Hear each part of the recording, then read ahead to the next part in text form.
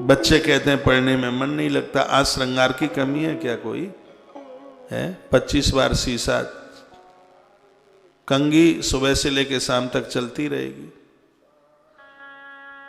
तो कहां से विद्या आएगी?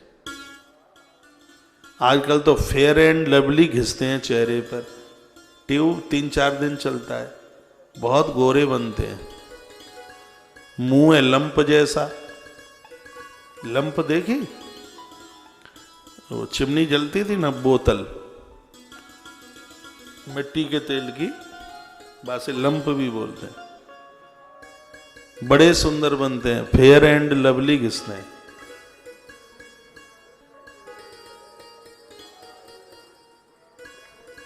संयमी को कुछ भी घिसने की जरूरत नहीं पड़ती। मैं इसलिए बोल रहा हूं क्योंकि मैंने व्यासपीठ की मर्यादा का पालन किया है। ये आदमी ऐसा है जो व्यासपीठ पर कभी भी ये लीपा पोती करके नहीं बैठा जीवन में। मर्यादा समझिए, गरिमा समझिए इस पीठ की। साधारणतया जीवन है। लोग कहते हैं कौशिक महाराज के बड़े आनंद हैं। एक बार हमारी कृति में झांक करके देखिएगा। कभी धोखे से मेरी कुटिया को देख लेना आप। आदमी जैसा है उसके आसपास वैसा ही ऑरा होता है। कोई ऐसी चीजें मिलेंगी ही नहीं जिनसे मतलब ही नहीं है, तो मिलेंगी कहां से? एक साबुन 6 महीना चलता है। अब के तो पता भी नहीं है, कोरोना से पहले लिया होगा कभी, अभी वही चल रहा है वो। हाँ, लिया होगा मार्च अप्रैल में, कभी लिया होगा, लगता ही नहीं है, जरूरत ही नहीं पड़ती है। साबुन नहीं लगाता हूं तो इसका मतलब ये नहीं मेरी देह से दुर्गंध आती हो, ऐसा नहीं है। इन संसार की भौतिकता में अपने आप को सिमेट के ही नहीं रखा है। मैं कोई अपनी, भगवान माफ करे, गुणवत्ता नहीं सुना रहा हूं, लेकिन आज मैं गुरुकुल में या बाहर जब बच्चों को देखा जाता है तो कभी मैं बोल रहा था कि इन बच्चों को इतनी सुविधा मिलती है, ये मटर गश्ती करते हैं, ये पढ़ाई लिखाई करते नहीं, और ये सब चीजें उस समय हमें ये सुविधाएं मिल जाती तो हम तो क्या कर देते थे। एक साधु बगल में बैठे, वो बोलते ये सुविधाएं तुम्हें मिल जाती तो तुम भी नहीं पढ़ते, तुम्हें नहीं मिली इसलिए तो तुमने कुछ किया है। तो मुझे अच्छी लगी उनकी बात, बहुत बढ़िया लगी। मर्यादाओं का पालन किया हमने। अपने विद्यार्थी काल में भूल करके भी कमरे में रोटी नहीं खाई, पंगत में जी में।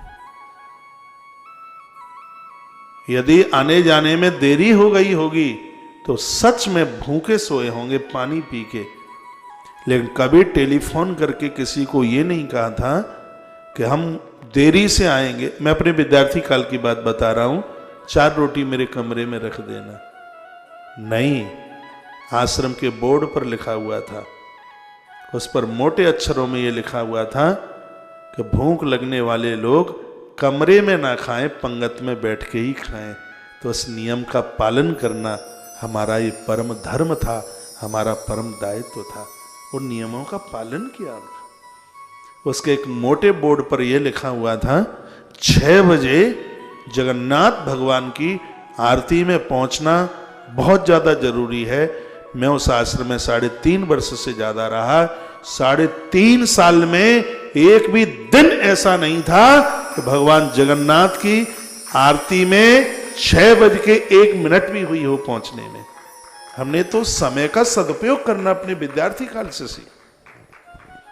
तो ये सब कुछ चीजें ऐसे ही चल करके नहीं आ जाती। पात्र में कुछ इकट्ठा करोगे, देखो फूटा तो नहीं है, टूटा तो नहीं है, ये सब चीजें उसमें समाहित हो सकती हैं कि नहीं। पहले उसमें कचड़ा कुचड़ा तो नहीं भरा है। पात्र खाली होगा तभी तो उसमें, जिस बर्तन में कचड़ाई पहले से भरा है तो उसमें दूध कहां से डाला जाएगा। लेकिन आज तो विद्यार्थियों की कृति बदल गई है। आश्रमों में इसलिए नहीं रहते कि वहां तो दबाव होगा, तुम गेट से बाहर नहीं जा सकते। बाहर रहते हैं तो पूरे दिन मटर गश्ती, घूमना घामना, पुड़ियां खाना, गुटखा खाना, इतनी स्थिति खराब हो गई पूछिए मत। ग्रंथ तो कहता है कि भगवान ब्राह्मण के मुख से भोजन करते हैं।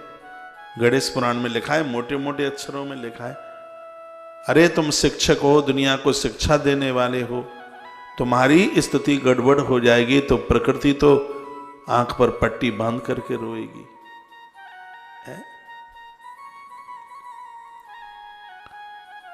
संपूर्ण जाति में ब्राह्मण को सर्वश्रेष्ठ जाति माना गया, और वही अपने धर्म चद्दर को उतार करके रख देगा तो प्रकृति रोएगी, और क्या होगा।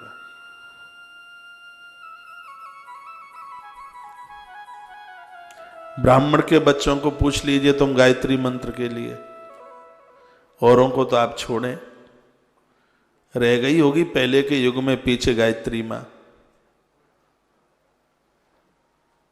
इस ग्रंथ में कितना जोर दिया गया, कामम क्रोधम तथा लोभम स्वादम श्रृंगार कौतुके अत निद्रा अति सेवा च विद्यार्थी हृष्ट वर्जेत। ये 8 चीजें विद्यार्थी के लिए बिल्कुल वर्जित हैं। और जब विद्या काल में गायत्री न जपी जाए, गायत्री का जप न किया जावे, तब तक चतुष्टय अंतःकरण का कपाट ही कहां खुलता है, याद नहीं होता, पढ़ाई में मन नहीं लगता, मटर गश्ती करते रहते हैं। विद्यार्थी को सूर्य नारायण को अर्घ रोज देना चाहिए, गायत्री नित्य जपनी चाहिए, भगवान का भोग लगा करके ही वह प्रसाद ले। आचार्य चाणक्य ने बड़ी सुंदर बात कही, और मेरा मन कर रहा है बात बोलने के लिए। आचार्य चाणक्य कहते हैं कि ब्राह्मण वह है, कौन है ब्राह्मण? जिसने पूरे जीवन एक बार भोजन किया हो और सिर्फ वंश वृद्धि के लिए बच्चे को जन्म दिया हो, और उसके लिए उसने कभी संसार भोगा ही ना हो, पक्का ध्वज वह है। आचार्य चाणक्य के ये सूत्र थे। उसका पति और पत्नी का जो जोड़ा है वो काम का खिलौना नहीं, उसको एक बच्चे की जरूरत सिर्फ अपनी वंश वृद्धि के लिए, और सो एक संसार की भोग विलासता के लिए वह संसार से नहीं जुड़ा, वो गृहस्थी से नहीं जुड़ा। जिसने भोजन के ऊपर कंट्रोल किया है, जिसने अपने आहार के ऊपर कंट्रोल किया है, आचार्य ने कहा, जिसने अपनी निद्रा के ऊपर कंट्रोल किया है, आचार्य ने कहा, वो परिपक्व ध्वज है। वो जो जनेऊ धारण करने के लिए नियम है, चारों वर्णों के लिए जनेऊ नहीं बताया। क्यों नहीं बताया? क्योंकि जनेऊ धारण करने के नियम है। जनेऊ खंडित होता है तो बहुत बड़ा पाप लगता है, बहुत बड़ा अपराध लगता है जनेऊ के खंडित होने पर। इसलिए उसके लिए तो पूरा जो